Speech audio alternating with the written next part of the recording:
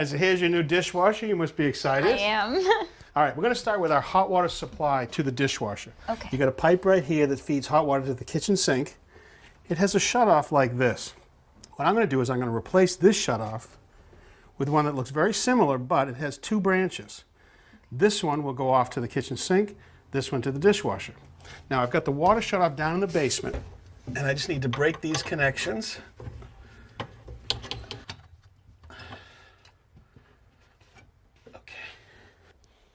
All right, so here's our new shutoff valve, and when I make a compression connection, normally I would take this nut at the bottom and put it onto the pipe. The next is this brass ring. It's called a ferrule, and that fits over the copper pipe like so. And then when this nut is tightened up, it compresses the ferrule so hard that it fuses right down into that pipe.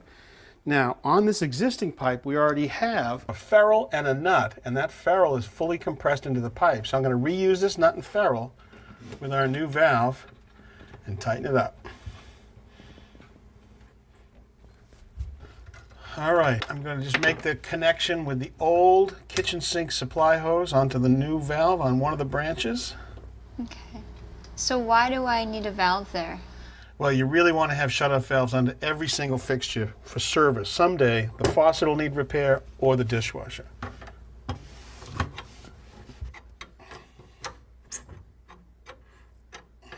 For our hot water supply to the dishwasher, we're going to use this stainless steel braided hose.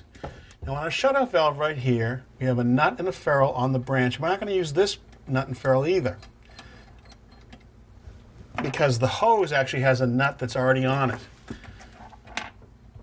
So we don't need the ferrule for this one? Right, it's still called a compression connection, but you don't need the ferrule, and this will make a nice watertight seal.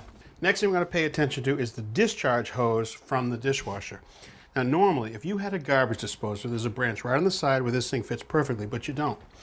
So you have this pipe right here. It's called a tailpiece. They make a tailpiece designed exactly for this connection called a dishwasher tailpiece, and we're going to replace this with this. There's a bottom nut too I have to loosen.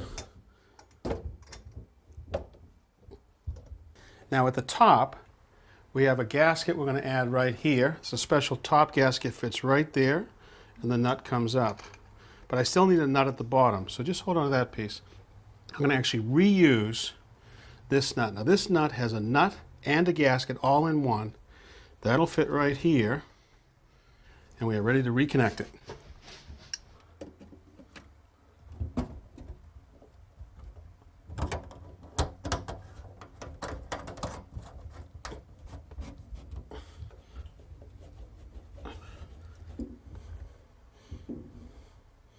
All right, let's just tip this back. There's a couple of connections on the front bottom of this dishwasher that are easy to be made if I tip it back. One is the water connection. There's an adapter elbow right here. I've already added Teflon tape to it, and I have to thread it in right here.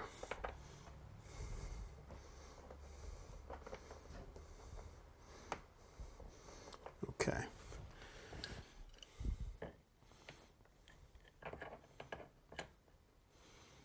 I want to be careful not to mangle the threads. All right, I want to stop it right about there, because I've got to feed my water line. Remember the stainless braided line like this? It has to fit exactly into this trough between here and the floor, and then I'll make my connection right there. All right, so that's ready to go on the water. So now we have to think about the electrical. I'm going to connect this heavy-duty appliance plug right into this junction box right here. We'll be ready to install. We have an electrical connection to make. You'd think it'd be simple, right? It's 3 wires to 3 wires. On the unit, we've got black, which is hot, white is neutral, and green is the ground. But on this appliance plug, look at this. It's 2 gray wires with copper and 1 green. How do we know which one goes to which? We have a 50% chance of getting it wrong. Well, on any appliance plug like this, if you look carefully, there's a smooth side right here and a rib side. I don't know if you can see that right there. See the ribs on the side right there? The smooth side is the hot, and that goes to black. Boy, you really got to pay attention. You do. It's a polarized plug. It's pretty important. Okay, and finally the ground. Now we have to fit this water line under that very narrow groove underneath the dishwasher. So I've taped it into place. And now we're ready to slide the dishwasher in. Let's not scratch the floor. Lift it. And there's our water line. All right. So now I need to secure the dishwasher to the underside of the countertop and level it.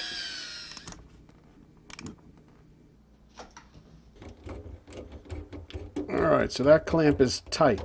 Now what I also did was to secure this hose as high as I could get it up inside the cabinet. I want to make it so that if this sink ever had a backup, all that nasty water wouldn't go this way and go back into your dishwasher. That's a good tip. All right, Kelly, water's back on. Any leaks? Nope, no We leaks. get lucky again. We did. Plug in the electricity. Okay. Got it. All right, let me show you what you got here. Okay. There's a power button right here. Makes a little jingle when it starts. And there's some buttons right here. Normally you'll hit that one. Go. Normal. All right. There we go. All right. And there you go. You have Wow. a dishwasher. Isn't that cool? I have a dishwasher. I'm actually excited about doing my dishes tonight.